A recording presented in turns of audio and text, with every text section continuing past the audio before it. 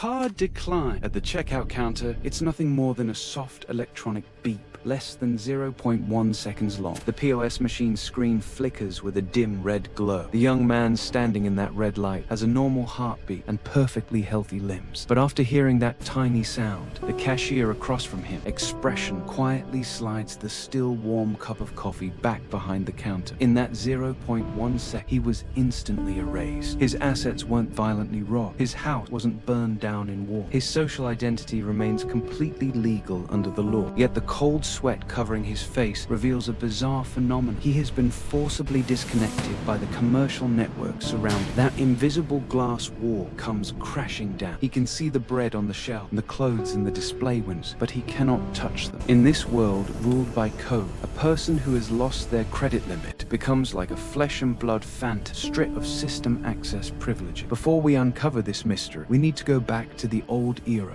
bound by gravity. For thousands of years, human economic metabolism followed the most ancient physical law: cash on delivery. Whether it was heavy gold or pockets stuffed with paper bills, the act of payment itself carried a strong sense of physical deprivation. When humans pulled out cash, the brain regions activated were exactly the same as those that register physical pain. This pain of pain was a natural file. It forced people to live within their means, using restraint to fight desire. The entire world's economy was like an old steam engine with heavy gears, safe but slow move and full of friction. In that naive era, people proudly believed that this slow saving and restraint was humanity's unbreakable absolute rationale. But that was only because they had never truly. In 1950, the first fracture quietly splintered across Manhattan, New York. Businessman Frank McNara, while settling the bill at a fancy restaurant, realized he didn't have his wallet. To save face, he used a cardboard slip as a voucher, guaranteeing he would pay later. This became the prototype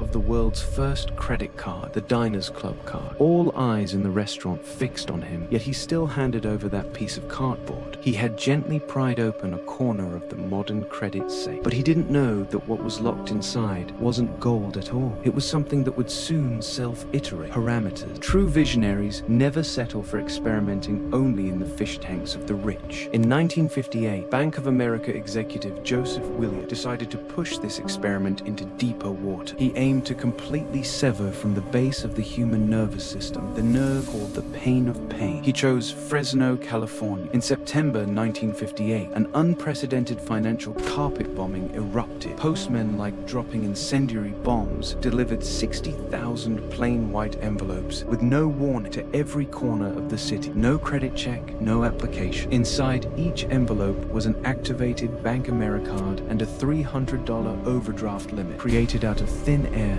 by the system. Pandora's box was smashed open with brute force. In this test field with absolutely no risk control model, the bank's actuaries witnessed for the first time unbound greed. Housewives went on shopping sprees in department stores. Addicts wildly stole and swiped on the street. In just a few months, disaster struck. The delinquency rate erupted like a volcano, soaring to a terrifying 22%. They discovered a terrifying truth. In the face of absolute liquidity, human beings themselves are the most fatal, uncontrollable variable. Williams was ruthlessly stripped of all power by Bank of America executives, like cutting off bad debt. He had opened the gates of hell with his own hand, but before the monster fully awoke, he became the first high-ranking casualty in this plastic revolution. Humanity thought the experiment had failed, but in the face of that 22% delinquency rate, this supercomputer that hummed day and night did not crash. It had no emotion. It simply coldly recalibrated its objective function: maximize user lifetime cash. The system quietly added an option at the bottom of all cardholders' states, one with no danger warning: minimum payment due. Cardholders chose this. The system recorded the transaction. From this moment on, this transaction was no longer consumption. It was a confirmed long-term cash. Consumer leverage solidified at this moment into a compound interest noose. In this mathematical model, the system simultaneously activated 18 13% annualized revolving credit compound interest. It also took a cut from merchant swipe fee and late fee. An ordinary person who owed $1,000 once entering this channel would need a full 8 years of real life to escape. The system didn't need to wield a butcher's knife. Through this parameter design, it completely wiped out the delinquency rate and generated exponentially exploding profit. This was a perfectly legal function optimization. The algorithm had finished iterating. What it needed now was to rule the entire planet. In 1968, the true rule maker D. Hock stepped onto the stage. He didn't invent a new car. What he did was destroy the cornerstone of the old world. He stripped away sovereignty. On that day, tens of thousands of banks around the world, which had previously operated independently, were forced to surrender their underlying settlement control. They submitted to a single, absolutely unified clearing protocol. Williams unleashed the hounds of hell. D. Hock forged the legal code for hell. At that moment, credit completely broke free from human physical control first time. It traveled along deep-sea cables, lighting up every checkout counter on 5 continents at the speed of light. This underlying protocol would later be known as Visa. The credit card war was never essentially a financial war. It was a war over who gets to define credit. When this clearing protocol covered the globe, debt was completely reconstructed. It was no longer the toxin of the economy, but became the sole heart of this modern machine. In this vast matrix woven from virtual code installment period and LTV date, you think you're operating the market, borrowing against the future. In reality, you've already become part of the system. When you finish a day of exhausting work and to cover last month's short, you tap confirm installment on your phone screen. Every click provides data to this machine. Every confirmation trains its risk control model, helping it optimize the path to lure you in next time. You aren't just being exploited by capital. You are